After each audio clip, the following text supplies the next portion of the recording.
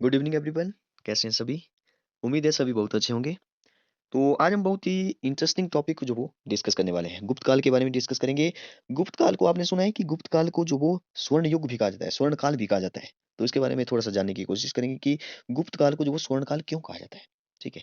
और बहुत ही इंटरेस्टिंग बात, गुप्त काल के जो वो महान गणितज्ञ या बोल सकते हो महान वैज्ञानिक या ज्योतिषी बोल सकते हो या गणित शास्त्री बोल सकते हो या खगोल शास्त्री जो उनको बोला जा सकता है, तो आर्यभट्ट के बारे में डिस्कस करेंगे। बराह मिहिर के बारे में डिस्कस करेंगे और ब्रह्मगुप्त के बारे में डिस्कस करेंगे। और बहुत ही इंटरेस्टिंग बात कि जीरो की खोज जो वो किसने की थी। ठीक है, इसको भी जानने की थोड़ी सी कोशिश करेंगे। आपके मन में जो वो कई सारे विचार होंगे, जैसे कि आपने सुना होगा कि जीरो की खोज जो वो आर्यभट्ट ने की है। ठीक है। लेकिन आपने सुना है कि रामायण रामायण महाभारत है। ठीक है, उसमें भी तो जीरो का यूज हुआ है। जैसे रामायण में जो वो रावण के जो 10 सिर है, तो 10 तो 10 में जीरो आती है। ठीक है, तो बेवकूफों वाला क्वेश्चन है। इसके बारे में डिस्कस करेंगे कि ये जो वो जीरो की खोज कब से हुई है, किसने की थी और क्या इसके पीछे रीजन है, क्या लॉजिक है इसके पीछे। ठीक है। क्यों जो वो लोग ऐसी बेवकूफों वाली बात करते हैं कि रावण कि 10 सिर थे तो जीरो तो वहां भी यूज हो रहा था। ठीक है, तो आर्यभट्ट ने कैसे की, तो इसके बारे में थोड़ा सा जानने की कोशिश करेंगे। उम्मीद करता हूँ कि इसके बाद जो वो आपको कोई डाउट नहीं होगा। ठीक है, सबसे पहले बात करते हैं गुप्त काल में। इसी एक ही स्लाइड में जो हम लोग सब कुछ जो डिस्कस करेंगे, इसी जो आप इसको जो एक कहानी के जैसे जो वो सुन सुन सकते हैं। ऐसे जो भी ऑडियो आर्टिकल होते हैं वैसे जो वो आप सिर्फ इसको जो वो सुनिए। ठीक है। तो सबसे पहले बात करते हैं गुप्त काल की। ठीक है, गुप्ता एम्पायर की बात करते हैं। तो इसका जो भी इसकी गुप्त काल जो वो कहाँ से कहाँ तक था, तो कौन सी ईस्वी 320 से लेकर के 520 तक जो वो हम लोग मानते हैं कि यहाँ पे जो वो गुप्त काल था। ठीक है। इस वंश की स्थापना के बारे में पूछा जा सकता है आपने, तो आपको जो वंश की स्थापना जो वो किसने की थी, तो एक ही थी श्रीगुप्त ने। याद रखिए, वेरी इंपॉर्टेंट, श्रीगुप्त ने की थी। यद्यपि जो वो मतलब कि इस वंश की स्थापना तो इसने ही की थी श्रीगुप्त ने, लेकिन इसका जो वास्तविक संस्थापक माना जाता है वो जो वो चंद्रगुप्त प्रथम को माना जाता है। वेरी इंपॉर्टेंट पॉइंट, चंद्रगुप्त प्रथम को जो इसका वास्तविक संस्थापक माना जाता है। यद्यपि इस वंश की स्थापना तो श्रीगुप्त ने ही की थी, लेकिन वास्तविक संस्थापक जो वो चंद्रगुप्त को माना जाता है। तो इसमें जो वो गुप्त, जैसे गुप्त काल है तो गुप्त गुप्त लगा हुआ राजाओं के पीछे। तो समुद्रगुप्त थे, चंद्रगुप्त थे, चंद्रगुप्त विक्रमादित्य के नाम का नाम जो आपने सुना होगा, चंद्रगुप्त विक्रमादित्य गुप्त। ठीक है। इस गुप्त वंश के जो वो दो महान शक्तिशाली शासक थे। ठीक है, इन्होंने जो वो मतलब कि अपने राज्यों का जो वो विस्तार, अपनी सीमाओं का विस्तार तो किया ही, लेकिन और भी जो वो कई सारे क्षेत्रों में जो इन्होंने अपना योगदान दिया। और एक कुशल शासन व्यवस्था की जो इन्होंने स्थापना की थी। और आपको जो एक बात याद रखनी है यहाँ पे, कि जब गुप्त काल था तो वहां पे जब चंद्रगुप्त विक्रमादित्य का शासन हुआ करता था, तो उसी टाइम जो वो एक चीनी यात्री जो वो आया था, उसका नाम था फाइयान। इसका नाम आपने सुना होगा। तो आप यहाँ से जो वो एक क्वेश्चन बनता है कि फाइयान जो वो किसके समय में आया था, किस काल में आया था, तो गुप्त काल में आया था। चंद्रगुप्त विक्रमादित्य के समय में जो वो फाइयान भारत आया था। तो उसने भी जो भारत के संबंध में जो वो बहुत ही बहुमूल्य जानकारी जो वो प्रदान की है। ठीक है। और उसके बाद जो वो स्कंदगुप्त के बाद, ठीक है, स्कंदगुप्त थे, उसके बाद जो वो जो भी गुप्त पंथ था उसके सभी जो भी उत्तराधिकारी बने, वो जो वो अयोग्य निकले। अयोग्य का मतलब है कि उसके बाद जो वो योग्य नहीं थे। और जो वो जो गुप्त साम्राज्य था बहुत बड़ा साम्राज्य था, तो उसकी रक्षा करने में जो वो विफल रहे। और इसी प्रकार जो वो लास्ट में जो वो क्या क्या लिखा था मैंने, 320 से लेकर के 540, तो छठी शताब्दी, ठीक है, छठी शताब्दी में जो इस वंश का जो अंत भी हो गया। और इस काल में जो लोग सामाजिक, देखिए गुप्त काल को जो वो स्वर्ण युग क्यों कहा जाता है, स्वर्ण काल क्यों कहा जाता है, क्योंकि गुप्त साम्राज्य जो था, ठीक है, इस काल के लोग जो वो सामाजिक और आर्थिक पक्ष में जो वो समृद्ध थे। हिंदू धर्म में अपनी स्वर्णिम गौरव को जो वो पुनः प्राप्त किया। और इस काल में जो वो कला कला हो गया, साहित्य हो गया, विज्ञान हो गया और टेक्नोलॉजी के क्षेत्रों में जो वो अद्वितीय प्रगति हुई। और उसे देखकर जो वो सभी आश्चर्यचकित रह जाते हैं। तो इसलिए जो वो इसको स्वर्ण युग कहा जाता है। तो बात करेंगे थोड़ा सा इसकी स्वर्ण युग जो वो क्यों कहा जाता है, इसके पीछे क्या और भी जो वो क्या कारण रहे होंगे। थोड़ा-सा और जो वो इसके बैकग्राउंड के बारे में, इसकी पृष्ठभूमि के बारे में डिस्कस करते हैं। फिर जो वो बात करते हैं जीरो की। ठीक है, जीरो जो वो कहाँ से आया, किसने जो इसकी खोज की। सबसे इंटरेस्टिंग क्वेश्चन तो यही है। ठीक है, तो सबसे पहले जो वो मैंने आपको बता दिया कि सॉरी, जीरो नहीं, गुप्त वंश की जो स्थापना है वो जो वो श्रीगुप्त ने की थी। तो 275 आपको याद रखना है, 275 ईस्वी। ठीक है, 275 ईस्वी में जो वो कहाँ पे की थी, मगध में की थी। कहाँ पे की थी, मगध में की थी। और उसने जो वो 300 ईस्वी तक शासन किया। कब कब तक, 300 ईस्वी तक जो उसने शासन किया। और जो उसके बाद उसकी मृत्यु के बाद उसका पुत्र बना होगा, तो उसका पुत्र था घटोत्कच। तो घटोत्कच को भी आपने याद रखना है। इसने जो वो 300 से लेकर के 300 तक तो श्रीगुप्त हुआ। तो 300 से लेकर के 320 20 वर्ष तक जो इसने शासन किया। ठीक है। और इसके बाद जो वो इसका बेटा था चंद्रगुप्त प्रथम, याद रखिए, इसका बेटा था वो चंद्रगुप्त प्रथम। ठीक है, तो इसको भी आप याद रखिए। ज्यादा डिस्कस नहीं करेंगे इसके बारे में, सीधे ही जो वो बात करते हैं अपने क्वेश्चन के जीरो के बारे में। तो देखिए, जैसे हम लोग मानते हैं कि जीरो का जो आविष्कार है, जीरो की खोज जो वो आर्यभट्ट ने की थी। तो ये बात सही है, जीरो की खोज जो वो आर्यभट्ट ने की थी। ठीक है। तो इसको आप ऐसे समझिए, जैसे आपको पता है कि जब रामायण और भारत काल में भी आपको जो वो ऐसे सतम, मतलब वो जो वो शब्दों में आपको मिलता था। ठीक है, जैसे जैसे मैंने लिखा है यहाँ पे सतम। तो ये जो वो संस्कृत का शब्द हो गया, सतम को जो वो 100 बोलेंगे। लेकिन उस टाइम जो वो ए वाला जो अंकों वाले शब्द नहीं थे। जो अंकों में लिखी जाती है संख्या, ठीक है, वो नहीं थी। आपको जो वो शब्दों में मिलता था, ठीक है? शतम लिखा होता था या 10 को जो जैसे रोमन में भी जो वो 10 को कैसे लिखते हैं एक्स लिखते हैं ना 10 को, रोमन में जैसे 10 को एक्स लिखते हैं। तो उस टाइम ये जो 0 था यहाँ पे, ये नहीं था, लेकिन एक सिंबल का यूज़ होता था। देखिए, एक सिंबल चाहिए होता था। जैसे मैंने लिखा यहाँ पे शतम, या मैंने लिखा कुछ और लिखा दशम, ठीक है? 10 मतलब दशम, दशम मतलब 10 सिर, ठीक है? 10 सिर, रावण के 10 सिर थे।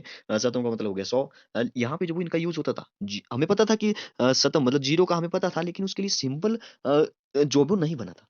अब सिंबल का नहीं पता था, जैसे सिंबल जो वो ए है, इसकी खोज जो वो किसने की थी? ये जो वो आर्यभट्ट ने की थी, ठीक है? लेकिन आर्यभट्ट से भी पहले जो वो हम लोग मानते हैं ब्रह्मगुप्त ने जो इसकी खोज की थी, तो इसमें जो थोड़ा-सा है इसमें डिस्प्यूट, ठीक है? तो इसके बारे में मेरे ख्याल से जो वो ब्रह्मगुप्त जो वो पहले था, तो ब्रह्मगुप्त जो वो इसका सही आंसर होना चाहिए, क्योंकि ब्रह्मगुप्त ने जो वो इससे पहले आर्यभट्ट से पहले जो वो जीरो की खोज कर ली थी। जीरो का जो वो इन्होंने बहुत मतलब कि जीरो देखिए यहाँ पे लिखा भी है कि गणित और खगोल शास्त्र में जो वो नए आविष्कार किए। तो यहाँ पे जो वो इन्होंने जीरो की खोज कर ली थी, ठीक है? तो उसके बाद जो वो आर्यभट्ट आया, तो इसका जो सही आंसर होगा मेरे ख्याल से, तो वो जो ब्रह्मगुप्त हो जाएगा। तो ब्रह्मगुप्त ने फिर जो आर्यभट्ट आए, उन्होंने जो वो दशमलव, तो दशमलव की खोज की, मतलब कि दशमलव कैसे बनेगा? जीरो होगा तभी तो दशमलव बनेगा, ठीक है? तो तभी जो वो इसके बाद तो ब्रह्मगुप्त ने की, फिर उसके बाद देखिए रामायण महाभारत काल में जब हम लोग संस्कृत के शब्दों में पढ़ते हैं, लेकिन वहाँ पे जो वो जीरो, इस जीरो का, अंक वाले जीरो का जो वो यूज़ नहीं होता था, उसमें जो वो शब्दों का यूज़ होता था, ठीक है? शब्द चलते थे वहाँ पे। तो आज तो हम ज़ीरो को पता है कि देखिए सिंबल नहीं था। जैसे सिंबल होता है इन्फिनिटी का सिंबल होता है ए वाला, ठीक है? जैसे 8 होता है तो 8 हम ऐसे लिखते हैं। तो ये जो वो ज़ीरो की वो ज़ीरो तो पता था उनको, शून्य पता था, ठीक ठीक है? उनको जो वो शून्य का पता था, जैसे मैंने लिखा शून्य। उनको शून्य का पता था, लेकिन इसके लिए सिंबल उनके पास नहीं था। ये वाला सिंबल नहीं था। ठीक है? तो आप आई होप आप समझ रहे होंगे कि मैं क्या बोलना चाह रहा हूँ। तो ब्रह्मगुप्त ने जो वो ज़ीरो की खोज की थी, उसके बाद जो आर्यभट्ट ने भी इस पर जो वो बहुत ज़्यादा काम किए। तो इनके बारे में थोड़ा-सा डिस्कस करते हैं आर्यभट्ट के बारे में। तो यहाँ पे लिखा है कि आर्यभट्ट जो वो निस्संदेह गुप्त काल का सबसे महान गणित शास्त्री और ज्योतिषी था। उसके द्वारा जो वो लिखित सबसे विख्यात ग्रंथ, तो आर्यभट्टयम, भट्टयम जो वो आपको याद रखना है, उसने जो वो एक ग्रंथ जो वो लिखा था। इसमें जो वो उसने गणित, बीजगणित और रेखागणित आदि विषयों पर भरपूर प्रकाश डाला, और वह प्रथम विज्ञानी था जिसने गणित को खगोल शास्त्र से अलग किया। ये भी क्वेश्चन जो पूछा जाता है, गणित को खगोल शास्त्र से जो वो अलग कर दिया। उसने जो वो दशमलव, देखिए मैंने बोला कि दशमलव का आविष्कार करके जो वो विज्ञान और गणित के क्षेत्र में जो वो एक नई क्रांति लाई। ठीक है? पाई के देखिए यहाँ पे लिखा है पाई के महत्वपूर्ण सिद्धांत की भी इसने खोज की। ठीक है? पाई क्या होता है? पाई होता है 3.14 आपने सुना होगा। ठीक है? या 22/7। ठीक है? तो पाई की जो महत्वपूर्ण सिद्धांत की जो वो इसने खोज की थी। और आगे लिखा है कि उसने अपनी एक और विख्यात कृति सूर्य सिद्धांत में जो इस बात का खंडन किया कि ग्रहण राहु और केतु के कारण लगते हैं, और उसने जो है यह बात ज्ञात की कि सूर्य और चंद्रमा को ग्रहण चंद्रमा पर धरती की परछाई के कारण लगते हैं। ठीक है?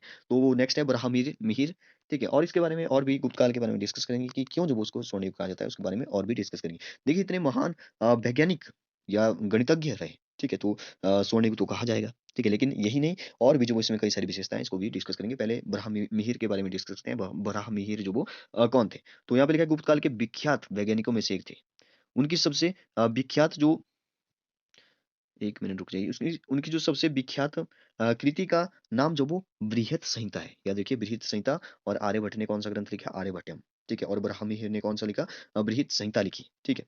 और आगे लिखा है कि इसमें उसने जो वो खगोल विज्ञान, वनस्पति विज्ञान, गणित, भौतिक विज्ञान और बहुत से जो वो अन्य विषयों के संबंध में जो वो बहुमूल्य जानकारी जो वो प्रदान की। उसकी दूसरी विख्यात कृति का नाम जो वो पंच सिद्धांतिका, याद रखिए पंच सिद्धांतिका थी। और इसमें जो वो खगोल विज्ञान के संबंध में जो वो बहुमूल्य जानकारी जो वो इन्होंने दी। और जिनको जो वो हमने जीरो का आविष्कारक जो वो बताया, वो है ब्रह्मगुप्त। तो ब्रह्मगुप्त जो वो गुप्त काल का तीसरा विख्यात विज्ञानी था। ठीक है? उसने विगणित और खगोल शास्त्र में जो वो कई सारे आविष्कार किए।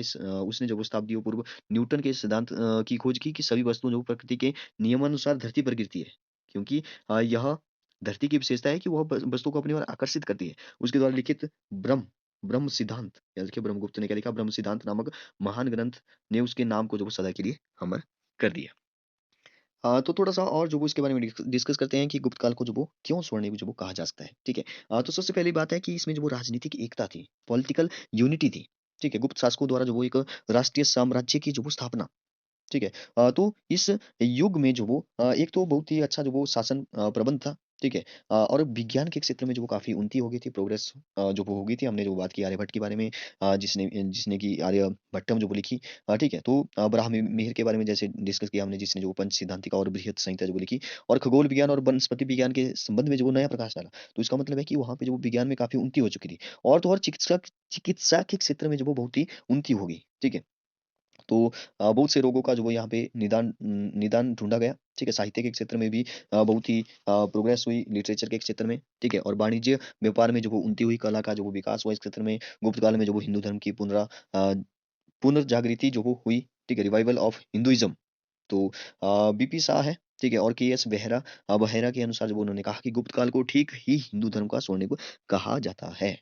ठीक है? तो और भी शिक्षा के क्षेत्र में जो वो काफ़ी विकास हुआ इसमें, भारतीय संस्कृति का जो विदेशों में जो प्रचार हुआ, सामाजिक क्षेत्रों में जो उन्नति हुई, तो और भी जो वो कई सारे और भी कारण हैं, ठीक है? तो निस्संदेह यह भारत इतिहास का जो वो एक महान युग था और इस युग को जो वो स्वर्ण अक्षरों में लिखा जाना चाहिए। हालाँकि हमने जो वो ज़्यादा डिटेल में डिस्कशन नहीं किया, लेकिन आप जो इनके बारे में लिख सकते हैं। जैसे आपको पूछा जा सकता है कि गुप्त क वंश का जो महान शासक कौन था?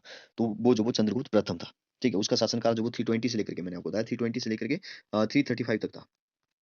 ठीक है। आगे पूछा जा सकता है कि चंद्रगुप्त प्रथम की किस विवाह से उसकी जो वो प्रतिष्ठा बढ़ी थी। ठीक है, तो चंद्रगुप्त प्रथम से तो वो जो वो लिच्छवी राजकुमारी कुमार देवी के साथ जो वो विवाह से जब उसकी प्रतिष्ठा बढ़ी थी। ठीक है। आपको पूछा जा सकता है कि गुप्त वंश का सर्वाधिक शक्तिशाली शासक जो वो कौन था? तो वो जो समुद्रगुप्त था। ठीक है, उसका काल जो वो 35 से लेकर के इसके बाद, ठीक है, 375 था। तो समुद्रगुप्त की जो वो कोई 2 सफलताएँ आपसे पूछी जा सकती है। तो एक तो विशाल साम्राज्य की जो उसने स्थापना की और जो वो उसने कला और साहित्य के क्षेत्र में काफ़ी योगदान जो वो उसका था। मतलब कि कला और साहित्य के क्षेत्र में उसने जो वो प्रोत्साहन दिया। तो ऐसे कई सारे जो वो क्वेश्चन बनते हैं जिनको आपने जो वो हाँ, एक और क्वेश्चन कि अ, समुद्रगुप्त को भारतीय नेपोलियन क्यों कहा जाता है? ठीक है। तो गुप्त काल के समुद्रगुप्त को जो वो भारतीय नेपोलियन कहा जाता है क्योंकि वह बहादुरी एवं युद्ध कौशल में फ्रांसीसी सम्राट नेपोलियन की तरह जो वो दक्ष था। ठीक है, तो इसको भी आप याद रखिए। मतलब कि एक बहादुर सैनिक था वो। सैनिक आप सम्राट बोल सकते हैं। ठीक है, तो इसको आप याद रखिए। Okay, thank you and have a nice day.